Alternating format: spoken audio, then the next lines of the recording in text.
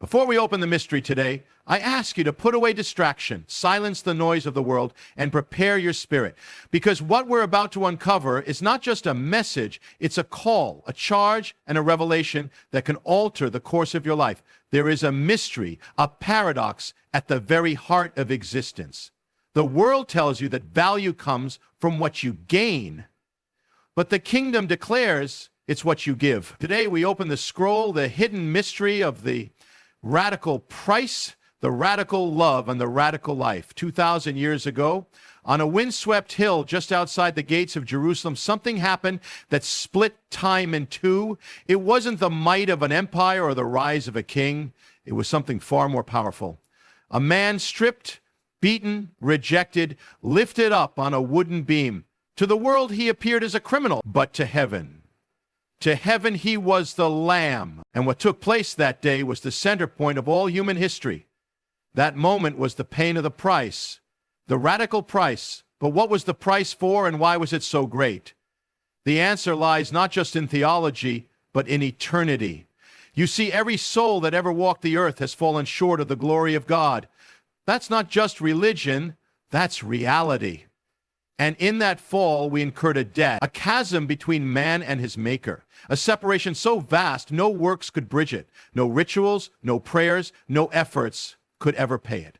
The wages of sin is death, not just physical death, but eternal death, eternal separation. That was the price.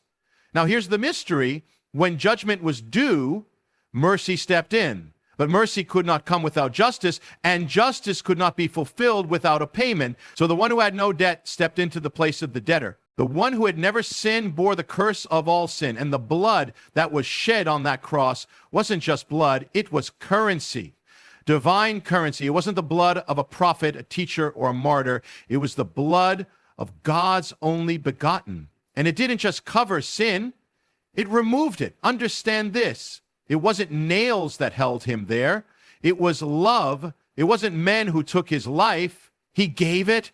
He didn't pay with silver or gold. Those things perish. He paid with something incorruptible, the life of Messiah, the life of the spotless Lamb.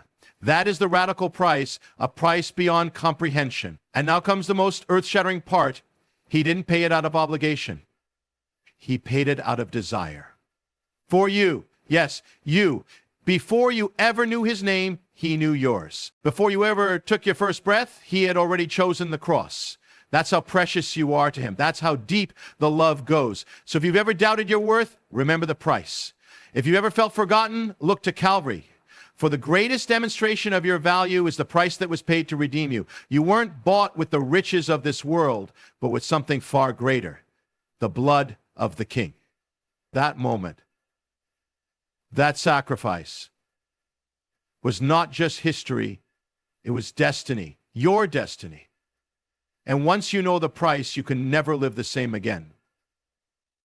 Because when you realize the depth of what was given for you, you begin to understand how radically, how endlessly, how passionately you are loved. There is a love that this world cannot comprehend. A love that cannot be measured, predicted, or contained. It is not the love of romance, not the shallow affection that fades with time, not the conditional love that rises and falls with emotion. No, this is something else. This is the love that moves heaven, the love that shakes the earth, the love that took on flesh, walked among us, and willingly chose the nails. This is not natural love. It is radical love. What kind of love looks into the eyes of the leper and reaches out to touch what the world would never touch? What kind of love kneels in the dirt to lift up the adulteress, not with condemnation, but with compassion? What kind of love washes the feet of his own betrayer? It is not the love of man. It is the love of God. And it defies logic. We say we love what pleases us, what benefits us. But this love is different. This love gives. This love empties. This love bleeds. The radical love of God doesn't wait for you to be worthy. It comes while you're still broken. It doesn't love you for what you've done. It loves you in spite of what you've done. This love does not retreat when it sees sin. It moves closer. This is the love that left the throne of heaven for a manger of straw. The love that walked dusty roads, was mocked, misunderstood, rejected, and still it kept loving. And the world cannot understand it. Why would a perfect, holy God love the imperfect, the sinful, the rebellious? Why would he suffer for those who despised him? Why would he stretch out his arms on the cross and say, Father, forgive them, while they mocked him in his agony? Because that is what radical love does. It loves beyond reason. It loves beyond measure. It loves beyond deserving. And here is the mystery. It doesn't stop. That love didn't end at the cross. It didn't fade with the passing of centuries. That same radical love is reaching for you now, right now, no matter where you've been, no matter what you've done, no matter how far you've fallen. You are not outside its reach. You are not beyond its embrace. And if you let it in, if you open your heart to it, it will change everything. Because you cannot encounter this love and remain the same. It is the love that breaks chains, the love that heals wounds, the love that restores shattered lives. It is not a passive love. It is a love that pursues. A love that calls your name in the middle of the night. A love that walks through your shame to bring you into glory. So don't resist it. Don't run from it. Let it in. The radical love of God is not just something to believe in. It's something to be transformed by. And once you know it, once you taste it, once it takes hold of your life, you will never, ever be the same again. When love is ordinary, it asks for little. When love is convenient, it costs nothing. But when love is radical, when it's the kind of love that moves mountains, leaves thrones, embraces crosses, then it demands a response. A radical love calls for a radical response. You cannot stand at the foot of the cross, see the price that was paid, hear the cry of "it is finished," and then walk away unchanged. You cannot encounter a love that gave all and then give back half. This is the mystery that turns the world upside down. The love that saved you was not lukewarm, was not casual, was not safe. It was fierce. It was relentless. It pursued you in your darkness, reached into the pit, lifted you from the ashes. And now it calls you not to admiration, not to applause, but to surrender. A radical love gave everything for you, and now it calls you to give everything in return. The problem is we've become comfortable with comfort. We've settled for safe religion, polished faith, a Christianity that fits in the margins of life, but Messiah didn't die for you to live in the margins. He didn't pour out his blood so you could give him leftovers. He didn't rise from the tomb so you could sit in the pew, nod your head, and go home the same. No, radical love breaks in to break you out. It calls you to the altar, to the fire, to the narrow road. It says, pick up your cross and follow. Not once, every day, every moment, every choice. That's the response it calls for. Not part of your life, all of it, not just Sunday mornings or holy days, every breath, every heartbeat. You can't be touched by this love and stay silent. You can't receive this grace and not become a vessel of grace. You can't be forgiven much and not love much. Radical love calls you to forgive what the world says is unforgivable, to bless those who curse you, to walk the second mile, to love your enemies. It doesn't make sense to the flesh, but it is the way of the Spirit. The world says, live for yourself, but radical love says, die to yourself. The world says, take, radical love says, give. The world says, be served, radical love says, serve. And in that reversal is the power of the kingdom. It's not about what you feel, it's about who you follow. It's about saying, if you gave everything for me, then I will give everything for you. That is worship, that is discipleship, that is the response worthy of the cross. So the call goes forth. Will you love as you've been loved? Will you respond to the radical love with a radical life? The time is now, not tomorrow, not someday. The radical love of Messiah demands nothing less than everything. And when you give him everything, you gain what the world can never give, a life that matters, a life that echoes into eternity. The calling of God is not a calling to comfort. It never was. From the beginning, those who walked with God did not walk an easy path. They walked a narrow one. Abraham left his home for a land he did not know. Moses stood against Pharaoh. Jeremiah wept in the streets while the nation turned away. And Messiah, he walked the road to the cross. Why then do we expect the way of God to be the easy way? The life of comfort is not the life of the called. If the price was radical, If the love was radical, then the life must be radical too. You weren't redeemed to blend in. You were redeemed to stand apart. You weren't saved to float downstream with the current of culture. You were saved to swim against it. The way of the world is wide, easy, and popular, but the way of the kingdom is narrow, costly, and often lonely. That is the path of true discipleship. Messiah never promised you ease. He never said, "Follow me and you will be comfortable." He said, "Take up your cross." That's not a metaphor for a smooth life. That's a call to die. To your will, your pride, your compromise, your fear. And in that dying, you will find life. Because the radical life doesn't come by holding on. It comes by letting go.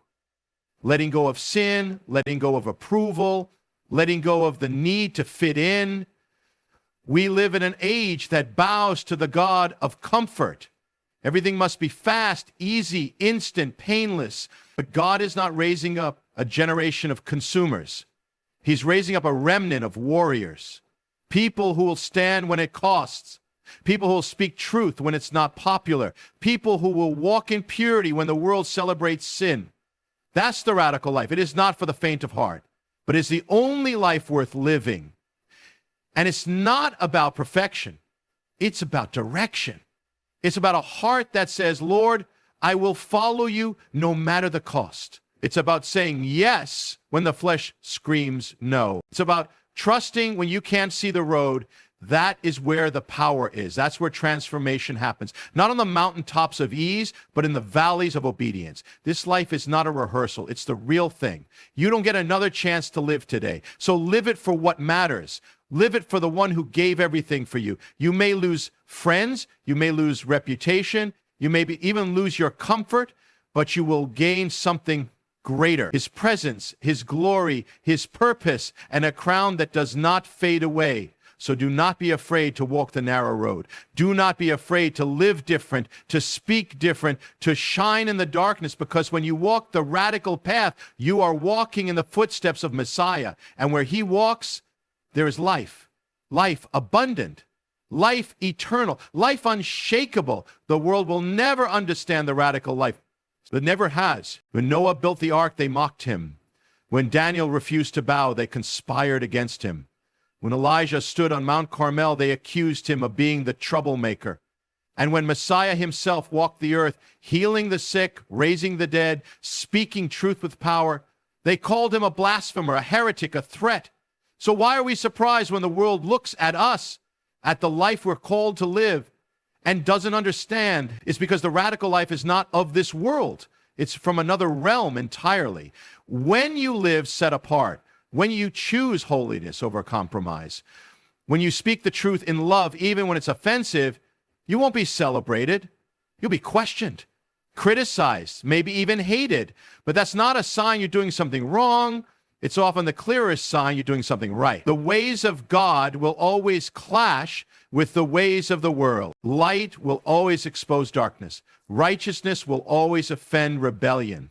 That is the cost and the power of the radical life. We were never meant to fit in. You were never called to blend with the culture. You were called to shine. And light, true light, is not subtle. It pierces. It disrupts. It exposes. So when the world looks at you and sees something strange, different, even uncomfortable, that's not failure. That's victory. That's holiness. That's what it means to be set apart, consecrated, sanctified. The early believers understood this. They didn't seek the approval of emperors. They didn't soften the truth to keep their lives. They counted the cost and chose the kingdom. They were mocked, imprisoned, beaten, and martyred, not because they were offensive, but because they were obedient, because they bore a light that the darkness could not comprehend. And that same light is in you if you choose to walk the radical life. You see, the goal of your life is not to be understood by the world. It is to be faithful to God, to live not for applause, but for obedience, not for comfort, but for glory. The radical life may not make sense to those around you, but it makes perfect sense in heaven. You may lose the favor of men, but you gain the favor. You may walk alone in the eyes of the world, but never alone in the Spirit. You are surrounded by a cloud of witnesses, Abraham, Moses, Esther, Paul, who all chose the narrow road, who all chose to be misunderstood so they could be faithful. So don't be discouraged when the world doesn't get it. You weren't born to be understood by darkness. You were born to be the light. You weren't redeemed to fit in. You were redeemed to stand out. And when you stand in truth, in love, in righteousness, even when no one understands, you are never more in step with heaven. And that, my friend, is where the radical life begins to change everything. You were not saved to live in the shadows. You were not redeemed to blend in with the crowd. You were not called out of darkness to remain hidden. No, God didn't bring you out to keep you silent. He brought you out to shine, to be a beacon, a witness, a flame in the midst of a darkened world. You were chosen to stand apart, to live set apart, to be different, so different that the world takes notice. Messiah said it plainly, you are the light of the world. A city on a hill cannot be hidden. So why do so many believers live like candles under a basket, afraid to shine, afraid to speak, afraid to stand? It's because we've believed the lie that we must be liked to be effective, that we must be silent to keep the peace. But you were not born again to be liked. You were born again to be holy, to be bold, to be set ablaze. There is a reason why the enemy tries to silence your voice, distract your purpose, water down your faith. Because a believer who shines, who stands, who speaks, who refuses to bow, that kind of believer is dangerous. That kind of believer turns the world upside down. That kind of believer carries the kingdom in every step. You are not called to echo the world. You are called to echo heaven. You are not here to go along with the flow. You are here to interrupt it. You're not just a churchgoer or a Sunday worshiper. You are a royal priesthood, a holy nation, a living temple. You carry something eternal in a world that is passing away. So live like it, speak like it, love like it. The radical life isn't just about what you avoid, it's about what you become. A voice of truth in a sea of lies, a carrier of peace in a world of chaos, a reflection of the Messiah himself, not because you're perfect, but because you've been redeemed. Not because you have all the answers, but because you know the one who does. And yes, it will cost you. It may cost you comfort, popularity, even relationships. But what you gain is far greater. You gain the joy of purpose, the fire of the Spirit, the approval of heaven. You gain the privilege of being used by God in a world that desperately needs light. Don't be afraid to shine. Don't be afraid to be different. You were never meant to conform. You were meant to transform. And when you walk in boldness, when you live without compromise, when you shine even when the darkness rages, you fulfill the very purpose for which you were born. So rise up, take your place. The world doesn't need more echoes. It needs voices. It needs warriors. It needs light. And that light is in you. Let it burn. Let it shine. Let it speak. For you are chosen for such a time as this, and now is the time to live it. There is a road most will never walk. It is narrow. It is costly. It doesn't promise comfort or applause. It doesn't follow the trends of the world, but it is the road of life, the road that leads to glory, the road that was first walked by Messiah himself. And now, it is set before you.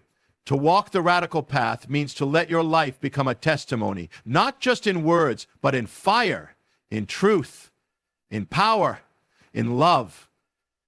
When you live the radical life, you become more than a believer. You become a witness, a sign, a vessel. Your life begins to preach even when your mouth is silent. Your actions speak when others are afraid. Your choices reflect a kingdom that cannot be seen by the eyes of the flesh, but is more real than the ground beneath your feet. You become a living scroll, a walking mystery, a voice crying out in the wilderness of this age.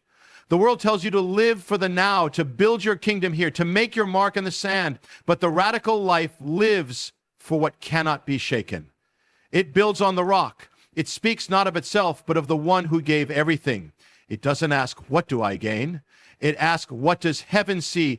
That is the life that echoes into eternity. You may never stand on a stage, never wear a robe, never carry a title. But if you live this life of surrender, of boldness, of purity, Then the angels will know your name. The darkness will tremble at your presence, because your life will not be ordinary. It will carry the weight of the kingdom. It will shift atmospheres, break chains, heal wounds. And even in your struggle, your battle, your tears, God will use it all. Nothing will be wasted. The radical life doesn't mean a life free from hardship. It means a life that overcomes, a life that rises from the ashes, a life that says, though he slay me, yet will I trust him. That is the faith that shakes the gates of hell. The enemy fears this life. He fears the one who's not afraid to lose the world to gain Messiah. He fears the one who says, not my will, but yours be done.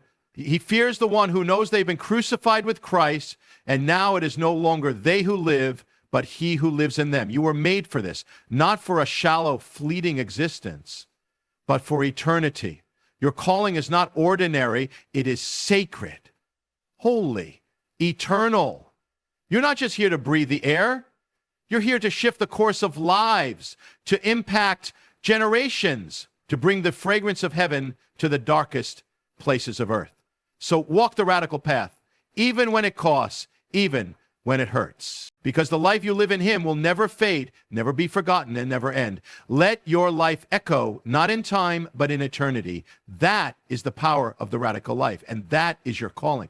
So now the question is no longer, what is the cost? The question is, will you answer the call? The price was paid, the love was poured out, and the life has been set before you. Choose the narrow road, live the radical life, for in doing so, you won't just change your path, you'll change the world around you. Go in the power of that love, walk in the boldness of that calling, and may your life never be the same again.